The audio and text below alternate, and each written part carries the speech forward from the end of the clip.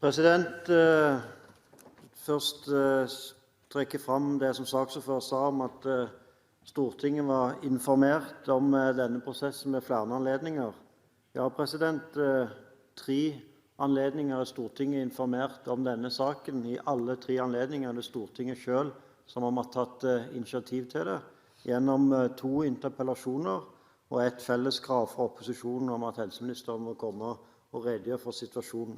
Den eneste gangen helseminister og regjering selv har informert om denne prosessen i forkant var i statsbudsjettet for 2011, der det var en svært begrenset omtale av dette som må kalles den største omstillingen i norsk helsevesen noen gang, som direkte berører ansatte og pasienter.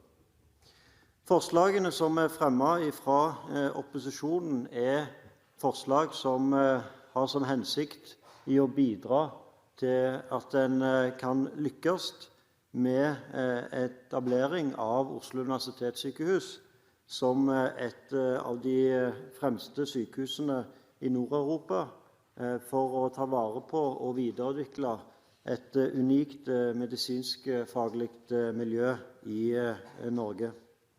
Dessverre, president, så blir også disse forslagene og bidragene fra opposisjonen avvist fra regjeringen. Det som konkret foreslår å få på plass en ny og helhetlig risikoanalyse av omstillingsprosessen ved Oslo universitetssykehus. Det er riktig at det er foretatt risikoanalyser, men punkt 1, risikoanalysene går på enkeltdeler av prosessen og ikke helheten og kompleksiteten i både å ha en fusjon og en fusjon samtidig. Det er også sånn at jeg har til gode for å høre at de risikovurderingene som er gjennomført, har hatt en faktisk konsekvens for tidsplan og fremdrift i de prosessene som foregår, noe som i tilfelle er med på å undergrave tilliten til de vurderingene som er gjort.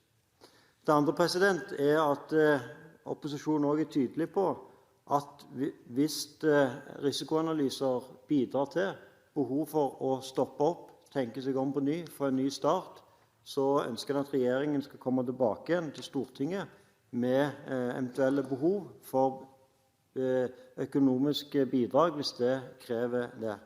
Det er ikke sånn at det er Stortinget som kommer til helseministeren og sier at denne omstillingsprosessen vil eventuelt koste det ene eller det andre. Det er faktisk helseministerens plikt å komme til Stortinget med den type beregninger. Så foreslår opposisjonen at en må være tydelig fra regjeringens side på at det må være en styrket stedlig ledelse i en så krevende omstillingsprosess som det som Oslo universitetssykehus nå er inne i.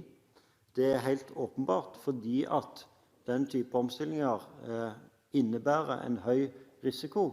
Ikke minst har vi hørt dette på NRK i dag morges i forhold til det som mange på sykehuset kaller for en fryktkultur, og som vi også kan bekrefte gjennom alle de anonymiserte mailene som ansatte ved Oslo universitetssykehus sender til undertegnede, fordi at de ikke tør å sende mailer med eget navn.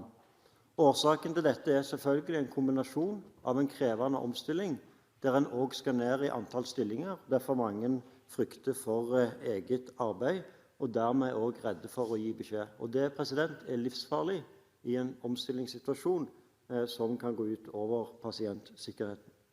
Det siste forslaget å ta fatt i et av det som er de grunnleggende problemene med å få dette sykehuset til å fungere som et felles sykehus, nemlig en manglende felles IKT-infrastruktur, som blant annet innebærer at kreftpasienter får en forsinkelse på innkallelse på 8 måneder, at pasienter sendes i taxi med journalene på fanget.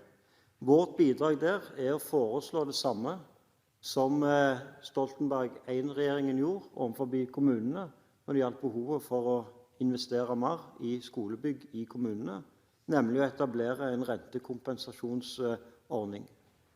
Fordelen med å gjøre det når det gjelder IKT er også at en gir da en 5 års avdragsfrihet, som gjør at sykehusene ikke trenger å betale ned denne investeringen før en faktisk får driftsfordelen ved investeringen. Det er et meget godt forslag som åpenbart ikke regjeringspartiene engang har brydd seg om å sette seg inn i.